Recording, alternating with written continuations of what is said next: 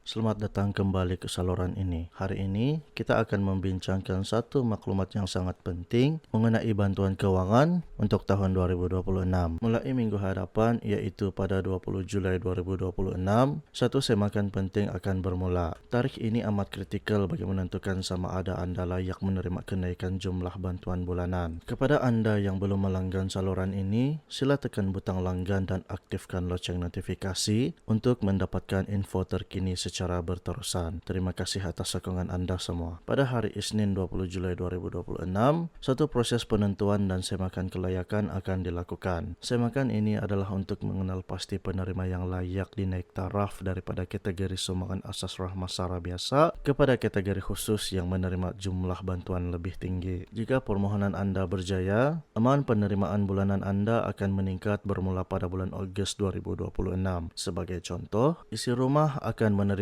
kenaikan daripada RM100 kepada RM200 sebulan. Warga emas tanpa pasangan akan menerima peningkatan daripada RM50 kepada RM150 sebulan. Individu bujang, jumlah bantuan akan dinaikkan daripada RM50 kepada RM100 sebulan. Kenaikan ini bagaimanapun tertakluk kepada kriteria khusus yang telah ditetapkan oleh pihak kerajaan. Proses peningkatan kadar bantuan ini bukan diberikan secara automatik kepada semua individu. Sebelum ini, semakan berkala telah pun dibuat pada penghujung April dan golongan yang layak sudah mula menerima manfaat tersebut. Untuk fasa semakan terbaharu minggu hadapan, fokus utama diberikan kepada individu yang baru sahaja disahkan status mereka. Individu yang baru disahkan berada dalam kategori miskin atau miskin tegar melalui sistem e-Kasih akan layak menerima kenaikan kadar ini. Oleh itu, jika nama anda disahkan sebagai miskin atau miskin tegar di dalam pangkalan data pada 20 Julai ini, anda akan menikmati kadar bantuan baharu bermula bulan Ogos nanti. Satu perkara penting yang perlu difahami oleh semua penonton adalah mengenai status pangkalan data. Kehadiran nama anda di dalam sistem e-Kasih sahaja tidak mencukupi untuk melayakkan anda menerima kenaikan bantuan ini. Rekod anda mestilah secara jelas memaparkan status disahkan miskin atau disahkan miskin tegar. Ramai individu terkeliru kerana nama mereka ada di dalam sistem tetapi status profil belum dikemas kini atau disahkan oleh pihak berkuasa. Jika profil anda tidak menunjukkan pengesahan kategori miskin atau miskin tegar, kadar bantuan anda akan kekal seperti biasa tanpa sebarang tambahan. Di samping itu, bagi individu yang memang sedia ada menerima kadar maksimum sebelum ini, tiada sebarang tambahan amount akan berlaku kerana anda sudah berada pada kadar paling tinggi. Bagi anda yang ingin mengetahui status pangkalan data masing-masing, proses semakan boleh dilakukan secara atas talian. Anda hanya perlu melayari laman sesawang rasmi di ikasih2.icu.gov.my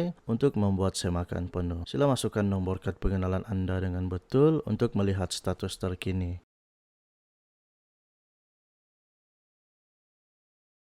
Selepas log masuk, pastikan anda menyemak ruangan kategori untuk melihat pengesahan status miskin atau miskin tegar yang tertera pada profil. Pengesahan di dalam sistem ini merupakan penentu utama sama ada anda terlibat dalam kenaikan bantuan pada bulan Ogos nanti atau sebaliknya. Sekian sahaja perkongsian maklumat penting untuk video kali ini. Jika anda mempunyai sebarang soalan atau pandangan, sila tulis di ruangan komen di bawah untuk kita bincangkan bersama. Sila pastikan anda melanggan saluran ini dan menekan butang loceng agar tidak terlepas sebarang maklumat rasmi yang akan datang. Semoga anda semua sentiasa berada dalam keadaan selamat dan sihat. Kita akan berjumpa lagi dalam video yang akan datang. Assalamualaikum dan salam sejahtera. Itu sahaja laporan kami pada hari ini. Sekian, terima kasih. Teruskan bersama kami untuk berita terkini dan bantuan lanjut.